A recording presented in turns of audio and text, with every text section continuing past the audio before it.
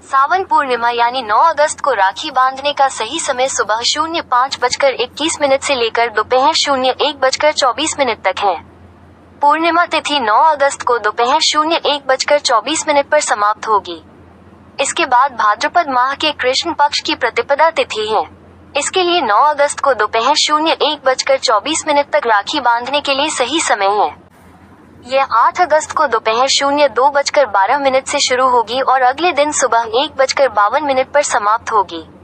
इस दिन सूर्योदय सुबह 5:47 पर होगा।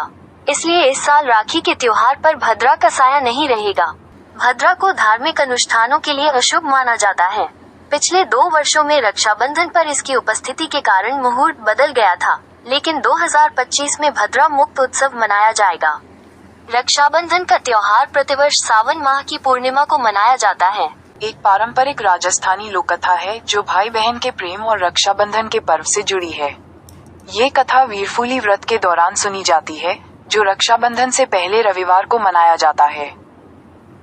कथा का सार: एक भाई अपनी बहन को ससुराल से लेने जाता है, लेकिन उसकी भाभी उसे ताने मारती है कि वह अपनी बहन को ठीक से नहीं रखती। भाभी बहन के लिए मायके से आया हुआ भाता, मिठाई भी उसे नहीं देती। बहन, जो वीरफूली का व्रत कर रही होती है, अपने भाई के साथ ससुराल जाती है। वहां वह अपने भाई को एक हार देती है, जिस पर उसके ससुराल वालों का हक होता है। भाई उस हार को लेने से मना कर देता है, लेकिन बहन उसे समझाती है कि यह हार उसका ही है और वह इसे खुशी खुशी ले जा सकता है।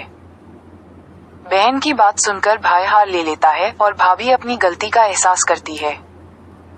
वीरफूली व्रत का महत्व: वीरफूली व्रत भाई बहन के प्रेम और स्नेह का प्रतीक है। यह व्रत बहन द्वारा अपने भाई के लिए रखा जाता है, ताकि उसके भाई को सुख, समृद्धि और खुशहाली मिले। कथा का संदेश: ये कथा हमें सिखाती है कि भाई बहन का रिश्ता अनमोल होता है और हमें हमेशा एक दूसरे का सम्मान करना चाहिए। वीरफूली व्रत विधि: वीरफूली व्रत रक्षाबंधन से पहले रविवार को रखा जाता है। इस दिन बहनें अपने भाई के लिए व्रत रखती हैं और उनकी सलामती की दुआ करती हैं। व्रत के दौरान बहनें वीरफूली की कथा सुनती हैं और भगवान सूर्य नारायण से अपने भाई के लिए सुख समृद्धि की कामना करती हैं। कथा से जुड़े कुछ मुख्य बातें: 1. भाता: यह एक पारंपरिक राजस्थानी शब्द है जिसका अर्थ है ससुराल से मायके आई महिला के लिए मायके से भेजा गया उपहार, खासकर मिठाई। 2.